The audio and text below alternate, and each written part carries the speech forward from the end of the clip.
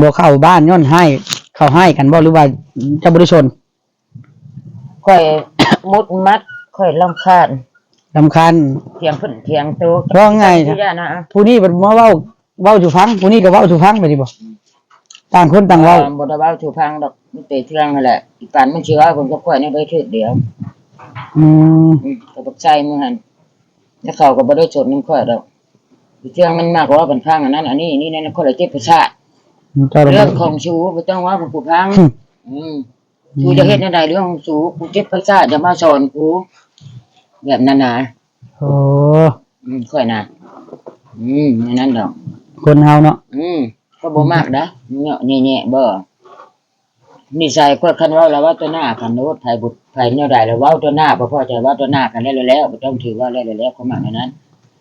นี่บ่อยากวุ่นวายบ่เก็บสมุดเคย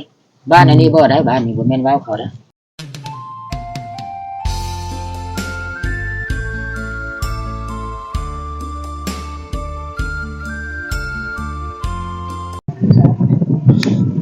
สบายดีเด้อพี่น้องเนาะสบายดี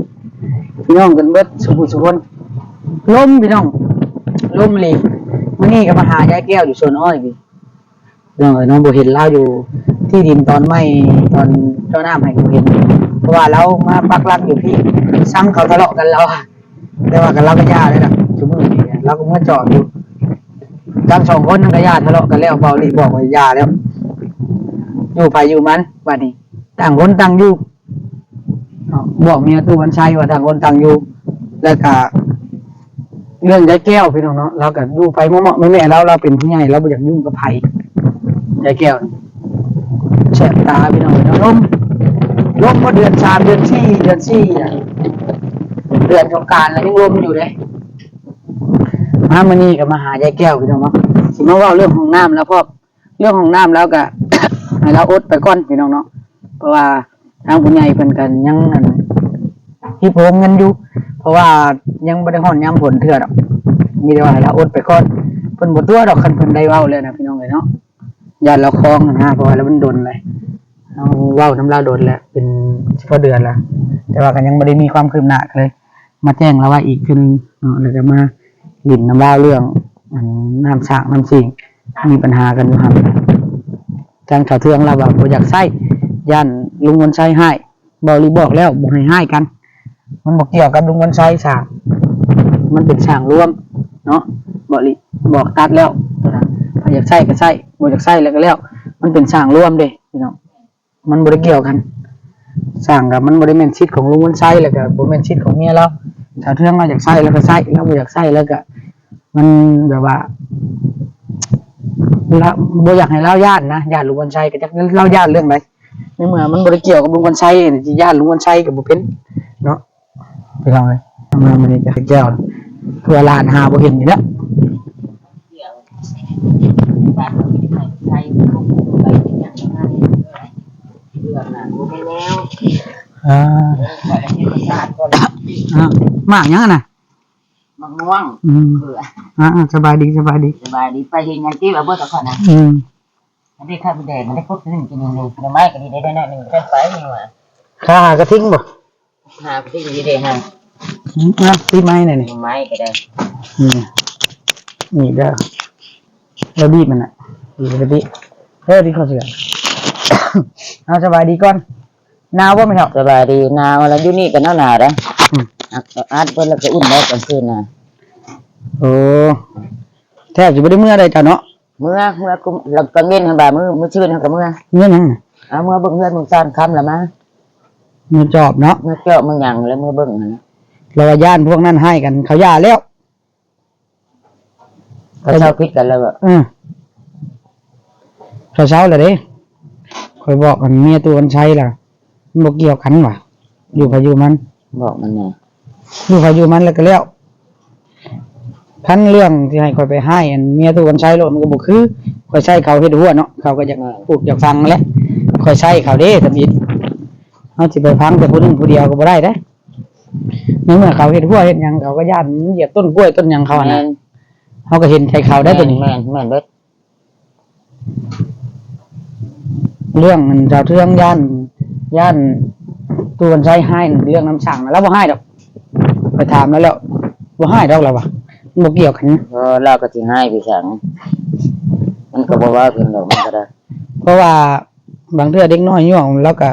มีเว้าแน่แล้วผู้เฒ่าเนาะ ก็มันฮะ ผู้เฒ่าเด้ผู้เฒ่ามันเรื่องผู้เฒ่า ธรรมดาก็เล่าก็เบิ่งการอยู่ในบักแซมก็เบิ่งดำห้างเทนก็ห้องบอกแล้วก็เด็กน้อยเล็กๆนะ เพิ่นบ่ใหญ่ย่วงก็บ่ว่า ว่า ล่ะ ทีมช้าหูก็ง่ายนะแบบนั้นดอก จำกันคนจำกัน ทำกันเคยพูดกับซ้ำคนอื่นแล้ว อืมบ่แม่นแนวเนาะ โอ้ยค่อยเจ็บประสาทก็เท่ากันนี่60 ปีแล้วค่อยบ่เคย เรื่องอันห้องน้ำนะเพิ่นว่าให้อดเอาก่อนมันยังบ่ได้ฮอดยามทนเนาะ แม่น เพิ่นก็ได้เว้าแล้วเพิ่นก็มีภาระหลายเพิ่นช่วยทั้งลูกทั้งหลานเพิ่นแน่เพิ่นว่า ลายอะไรเนี่ย เพิ่นเว้าแล้วเพิ่นบ่ตัวดอก เออ เพิ่นบ่เคยตัวนะ เอาแต่บุญข่อยนั่นลูกเอ้ย เพิ่นบ่เคยตัวดอก ประเทศให้กับสาธุน้ำประชันมันคนยังดีใจแล้ว เมื่อเขาได้ยกได้อาบได้จากหันจากนี่ เมื่อบ่ได้ย่วงอีหลีเนาะ เอาเนื้อคนเมื่อเขาก็ยกใส่แล้วเดี๋ยวนี้ใส่เนี่ยคนเมื่อมันนั่นคนยกใส่ขึ้น กระทังเจ้าเข้าไปรีดอยู่ในเพิ่นว่า โอ้ยข่อยก็สิไปสระไว้บ่ทิพย์นะผักบัวข่อยเป็นเบิดบ่ได้ย่างเพียงเขาลุก ไกลเนาะ ลูกมันแล้วมันก็เล็กน้อยมันสิดื้อ มันก็ธรรมดาได้เล็กน้อย เอา ป ไป กติ อยู่มันก็บ่ได้ว่าเขาก็ลุกเรือมันลุกก็ลุกมากิน บ่ตีกันได้เล็กน้อยมัน ข่อย สิ บ่ เลย ได้เล็กน้อยบ่ได้นะข่อยบ่ได้ว่าดอกข่อย เรื่องเล็กน้อยเรื่องผู้เฒ่านี่บ่สมควรสิตี เล็ก เนาะ น้อยเล็กๆพิดกันบ่เฮ็ดอันนี้ผู้ใหญ่ไปซ่าแล้วมันบ่ถูกแล้วผู้ใหญ่ไปซ่านะ มันอยู่ติดกัน พิดกันผู้ใหญ่แล้วทุกคนจูงกันจำจูงกันได้บ่ไผก็จูนไผบ่ได้นี่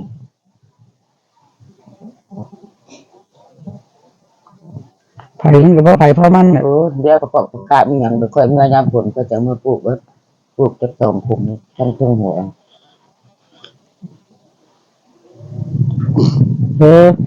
เจ้าน่ะอยากได้หัว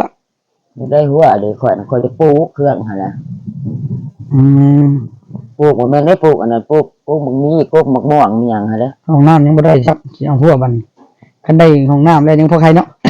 บ่ห้องน้ำถ่ายใส่ก็พอได้ ได้อยู่ดอกยามนี้น่ะ อืม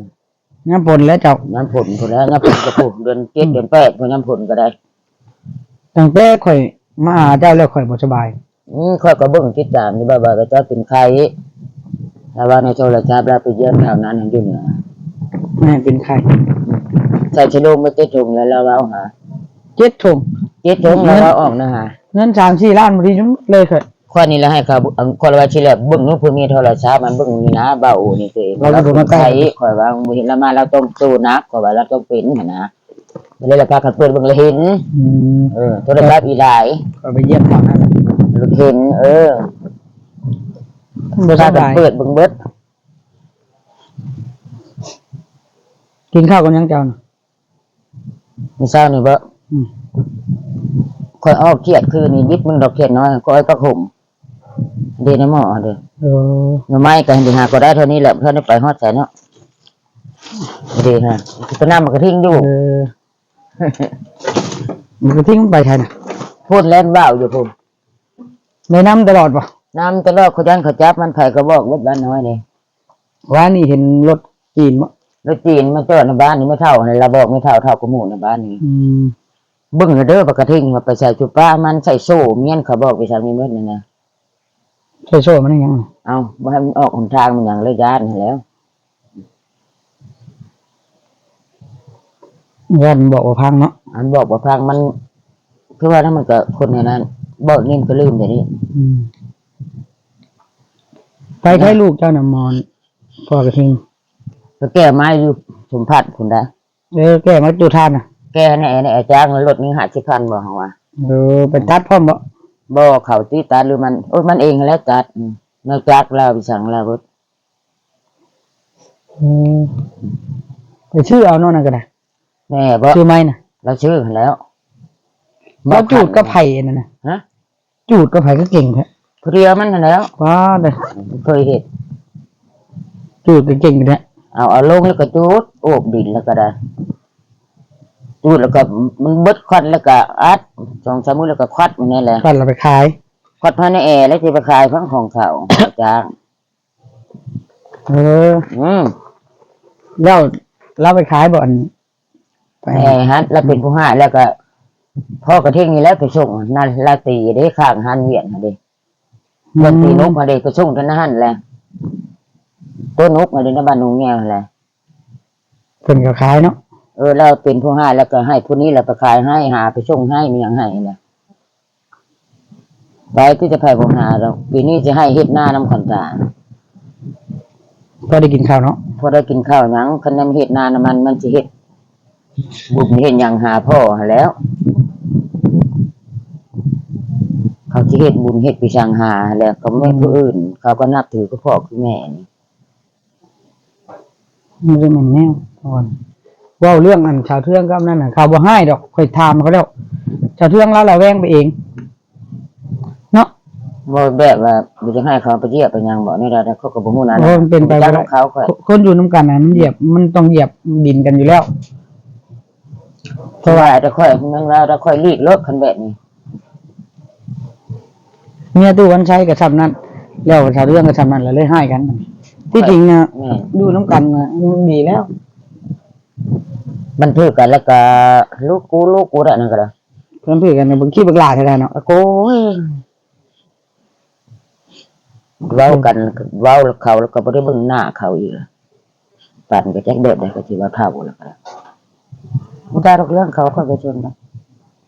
ชมลาที่ปวดหัวบ่ ค่อยเบิ่งอันนั้นก็ไปชนเรื่องไปเรื่องมัน อืม ข้าวอันนั้นค่อยก็สิบุกเบิดบุ่ง10 โลนี่แหละ เบิดแล้วบ่เข้ากันน่ะ โอ้ยสิมุ่ง10 โลพุ่นแหละเบิดหากิน ยังน่ะบ่ยัง10โลบ่ ก็ขัวแล้วเนาะ อ้าวคือประหยัดกินแท้ อ้าวไปกินได้ได้แนวกินเนาะมุ่ง10 โล10 โลนี่แหละค่อยกินเบิดหาปานนั้นล่ะ ประหยัดกินเนาะ บ่แม่นประหยัดกินอิ่มหั่นล่ะสิไปกินหลายเท่าใดบ่บ้าก็กินมื้อละเทื่อคันมีอาหารแน่ก็มื้อแลงก็กินมันก็กระทิงนั่นแหละ กระทิงมันกินอยู่บ่ กินคันค่อยสิไปหั่นตัวนี้มันบ่ไปน้ำแล้วก็ปั้นเอาใส่ติ๊บให้มีหยังก็แดดใส่ให้มันหั่นแล้วก็เอาไปให้มันอันใส่ถุงยางมาน้ำมื้อแลงลงมาแล้วก็บ่ค้ำกระป๋องอันตัวนี้ลงไปขายเอามันมาเลยแบบนั้นน่ะไปผู้เดียวก็ไปไกลก็บ่หารยานแม่ได้กบตัวหนึงนี่กินนี่ กบ ค่อยได้กบตัวหนึงได้มากินนี่ ท่านค่อยดีไข่กับไข่อยู่หรอกเดี๋ยว อันหน้าไข่มันแดงก็ได้ กินยังบ่ได้ค่อยกินน้ำเย็นก็บ่ได้ กบมันได้เอาแม่มากิน2 ตัว โอ้ยค่อยบ่กินดอก บ่กินบ่ย่านว่าพิษ พิษกบ เจ้าหันบ่แม่นว่าดอกเจ้ามักกินน้ำเย็นแล้วเจ้าจังแบบนะกินน้ำอุ่นน้ำร้อน แต่ข้าค่อยไข่นี่ค่อยบ่กินเลยนั่น เจ้าโลกก็ยังบอกอยู่ยากบ่ยากก็กินข้าวตื่นมาต้มขี้มิ้นคืนให้กินน่ะ ขี้หมิ่นมันช่วยได้บ่ อ้าวมันปวดทางในนี่ข้อยอยู่น้ำขี้มิ้นนี่แหละกูมื้อนี้ขี้มิ้นคืนนะฮะ มะม่วงคั้นบ่ดิ อันนี้หันว่าโอ้ยเก็บมาซื่อๆ เก็บมาดิ เก็บมาย่านว่าลูกยากบ่มีผู้กินดอกบ่แม่นบางม่วงคันบางม่วงไข่เด้ มะม่วงไข่ นี่ปิดเอาโลดแหละหาค่อยก็สิไปกินได้ก็ให้เก็บซื่อๆนั่นก็แกงทิ่มแกงเครื่องเก็บมาซื่อๆเรากินบ่ได้ แม่นๆเจ้าบ่อยากชนน้ำเขาเนาะ บ่ค่อยบ่ทนได้ แม่นกันเห็นชาวเทืองก็มีแต่บอกว่าเราอันนี้ออกรถบัดนี้ค่อยบอกให้แล้วนี่ลุงชัยก็ได้เราบ่ให้ดอกเคยบอกให้พากันอยู่ แม่ ไป เพิ่นจ้อให้ของร่วมพายังยวกกันยัวสิไปเว้ากันเถียง สุดท้าย เจ็บประสาท สิมาให้ค่อยตัดสินค่อยก็เสียใจค่อย ก็สิแบบนั้นแหละชาเบิ่งนะ ให้ค่อยตัดสินไม่ได้แล้วตัดสินแนวหนึงผัดเสียใจผู้หนึงจังหน่อยสิมาบิดใส่ค่อยอีกเด้อน่ะ แม่น เนาะจังหน่อยว่าค่อยเป็นคนบ่ดี อืม ท่านค่อย ย่านในตาบ่เห็นนั่นแหละ แม่นคันค่อยเว้ากันลุงวันชัยหลายเราเพิ่นว่าค่อยเป็นคนบ่ดี อืม เว้ากับชาวเทืองเพิ่นว่าค่อยเป็นคนบ่ดีอีก อืม สุดท้ายค่อย เฉย เลยเฉยอยู่บ่จักว่าไผดีไผชั่ว บ่จักฟังความค่อยนี่นะเฉยอยู่เลยได้มั้ยค่อยผู้อยู่จำนะพระเจ้าข้าพระเจ้าน้ำสั่งกันจ้อให้แล้วบ่ จำกันบ่ได้ว่า นั่นแหละ เจ้าบ่อยู่ใกล้แล้วจะฮู้ว่าซ้ำกันเนาะ สำคัญ แต่เราบ่อยากสน บ่ คนนอนพุ่นกันทั้งบ้านคอยบางให้คนเที่ยวหลายคนเมื่อคนมาหาแนวขายแบบย่างเมื่อย่างมาคอยเมื่อในนั้น เด้อ คนนี้เมื่อใดคอยบ่เมื่อคอยก็เมื่อจอดเสียงคอย มันใส่กันนอนเนาะ เขาก็เอาไปหกมากกับมุ้งเดียวลูกน้อยหนาวไปแล้วไปมาแล้วมาคอยมีความระเบ้าบ่มีความระยะแบบนั้นอีสายคอย เดี๋ยวชนเนาะ คอยบ่มักเรื่องมักโคนคนหันคนนี้มาได้คนนั้นก็ได้เงินคนนี้ก็ได้เงินคือว่าเรียกก็ได้เท่าเลยคิดบุญเงินอีพันยังแล้วนี่ก็ได้เกือบตายเมื่อยวันนี้ก็8 ค่ำแล้วนี่ทางเบิ่งนี่แล้วอีก7 มื้อก็เบิดละเดือนนี่ฮะก็เดือน5แล้วออกมานี่ทางเบิ่งนี่มื้อ15นี่สิลงวัดหลังเทื่อก็มื้อค่ำ1 2 ค่ำสิเมื่ออยู่พุ่นปีใหม่จังสิมา วันชินบ่ มันกินรับเด้ วันชินแล้วคือมืออยู่ มาแล้วจ้าชาวบ้านอย่างนั้นยึดมันจิน เจ้าน่ะมักลงใส่บาทเนาะ บ่มักนั่นนั่นละผัวไผ ผัวพาเฮ็ดตะกี้ เอาไผบ่เฮ็ดในศาสนาพุทธนี่มื้อ6 ค่ำ7 ค่ำแล้วบ่ได้ลงคันแม่อยู่กินแล้วลงคันทานบ่ทานแล้วบ่ได้ลงคันวันจินมื้อ17 15แล้วมีหยังเฮ็ดเมียนจินดับมามื้อเช้าแล้วก็อุ่นเอาไปใส่ถุงยางไปแต่งไปเข้าอยู่พุ่นเฮ็ดต้นชาวบ้านแน่ล่ะ คันกินก็เอามาไปดอง จังหันมักจังหันเนาะ ใส่บาทมันจินฮะ ปกติเจ้าอยู่อันแคมป์เจ้าก็ใช้ตลอดบ่ ตลอดแล้วแห่งเต็กแล้วอยู่ในหันที่มีผู้ใดลงเด้จังหันมีแต่นี่แหละตะค่อยเท่านี่เลยค้ำยายามมื้อเช้าหั่นบ่ได้มีคนลงไหนมีแต่ลงค้ำฮะเดียวแล้วหั่น ผู้เดียวเนาะ แล้วก็ไม่เท่าปีแล้วก็เท่าล่ะมีเพียงหลังมันจะพาจิบข้าวถ้าพาจิบข้าวลงนั่นน่ะก็จะเท่าค่อยๆแน่เป็นประเภท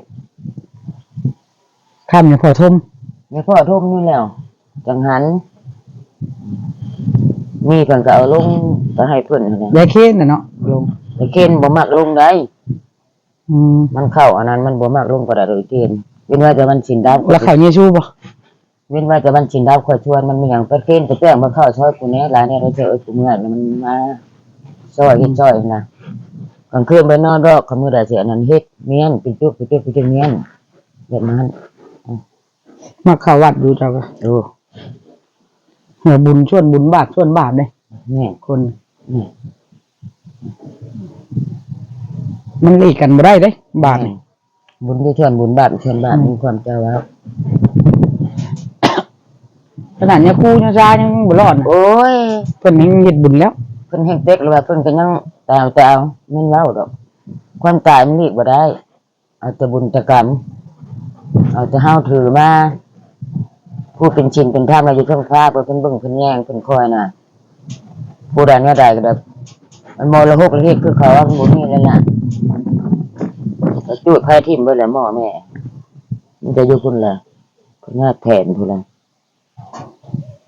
พอแล้วเนาะ อืม อยู่ใช้ก็ได้ ค่อยว่าสิเข้าไปที่ประชาไปหาหน่อไม้ กูย่านนะ ญาติยังเขาว่าลาอยู่เขาเห็นเขาบ่ได้หา อยู่ใช้ผีกระทะ ขัวจะเห็นหรือบ่ขัว ก็ข้างบนนั้นน่ะ ระวังเด้อ อันชวนอ้อยอันตั้งหากแล้วข้างบนนั้นทั้งแคมทางน่ะมันแป้นเนาะก็ข้างมันดึงตัวแป้นแคมทางนั้น ผีกระชะนั่นบ่เป็นกระชะธรรมดานี่บ่ พี่ก็ซ่านในบ้านนี่ล่ะซ่าไปคนน่ะเด้อยู่นะฮะ เขาตั้งใหม่บ่ บ่ตั้งแต่บ้านพุ่นแหละมันทำบ่ได้สู้ตาย ผัวเจ้าก็ไปที่มันบ่ อยู่หั่นเบิดจุดอยู่หั่นมันจะจูด แสดงว่าบ่แม่นมีชู้ บ่ศาสนาพุทธมันก็พระเฒ่ากล้าก็ไปจูดนะหั่นไปชอบเลิศนั่นแหละเด้อหลังนี่เลยเข้าอันนั้นแล้วเขาไปพังอยู่พุ่น มันหลังทางมาเด้จับที่รถลงมาข้างหัวหลังสุดคนตายปีนี้เราคนตายหลายนะปีมะโรงนี่ กินข้าวยังบ่แซ่บอยู่ข่อย ข่อยคือ ใครแน่แต่เจ้าบ่ไข่เนาะ ข่อยบ่สู้เป็นหยังเนาะ บ่ได้ค่อยไข่บ่ ฮะ บ่ได้ค่อยไข่นะเจ้าเนาะ บ่ได้สู้ไข่มันจะข่อยเป็นแบบจักร้อยสิข่อยถ้าข่อยอยู่บนเก่าให้ข่อยแห้งเมื่อไปอยู่ย่างอยู่ในนั้นน่ะคุณเขาบอกให้ย่าไปเลยย่างย่าให้เป็กสิโตไว้ว่า มันเคยไปแล้วก็ดูอะไรไม่ได้หน่อยก็ได้หลายได้หน่อยกินไม่หลายขายนี่แหละเมื่อเท่าไรก็เอา อืม พันเท่าไรก็เอาซื้อยากินซื้อไปทางอะไรบางทีมันหนักเป็น ยาปลาร้ายาชาล่านี่บ่ ยาปลายาซาร่ายาอย่างนั้นซาร่าบุนี่นี่ยาอะม็อกอะเม็กแล้วค่อยกิน ใช่มาปีแล้วเนาะมัน เดี๋ยวไปปีแล้ว ลมมันนานยาลมคันมันร้อนนี่ก็แค่นี้ ร้อนกับไข้อยู่ เป็นวัดเป็นไอเปลี่ยนอากาศในเท่าแล้วเขาได้กบตัวนึงใหญ่เติบเลย เอาก็เอาเงินในชาวพันซื้อยากิน ขอบอกใจซะเอ้ย ปัญหามันไม่ก็เฮิงเติบไปหา โอ้ยเพื่อจะได้จับนี้โอ้ยทรงก้อแล้วนี่นะมากิ้งมาไปน้ำค่อย มันมักไว้ลิ้นเนาะ มันมักเล่นกับพวกอีพันนั้น มันรัก เที่ ค ยง วาม น่ะมันหุกวันเลยเมื่อวานนี้เขาไล่อันมันเขาบอกให้เขาตัดผมให้มัน ตัดผมมันยังไง ตัดแทงเขาล้วนให้มันนี่แหละ มันมีเห่าบ่ มันติดหาลงลูกอีกเทื่องเอง อืม ให้เขาตัดให้พวกอยู่แคมป์นั่นแหละบักวันนั่นแหละ อืมก็หาเจ้าบ่เห็นก็เลยโทรหาเจ้า เออ มาหาเธอนี่โอเคบัดนี้เดี๋ยวค่อยจะกลับก่อนมีแต่ว่าอันบอกชาวเทืองนํว่าอย่างยวกก็ยวกอันบอกลีแล้วบอกแล้วไว้บอกกันว่ายังให้บอกอันพื้นสร้างก็มันเป็นสร้างร่วมมันบ่เกี่ยวกับลุงวันชัยกับเมียเราก็เลยญาติเราลำบากใจท่านข่อยสิไปบอกร้ายกับบ่เป็นมันเฮาใช้เขาเฮ็ดหัวเฮ็ดหยังเขาก็อยากปลูกนั่นนี่ใช้เฮาบอกเขาเลยเด้ตั้งแต่แรกเฮาสิมากลับคำโลดมันก็ตายแล้วเฮาเนาะ เช้า โอเคบัดนี้สบายดียาย สบาย สบายดี ดี เด้อ มันก็ตัวละเด้อดีเศร้าแต่โอ้เอ้ยเจ้าเป็นที่พึ่งที่พาของผู้นั้นผู้นี้ก็ให้ดีให้เศร้าได้ นี่ล่ะพี่น้องเนาะมาสวนอ้อยนี่ก็จะบ่งามเด้อ้อยกันเลยปีนี้ ใช่พูดเลยได้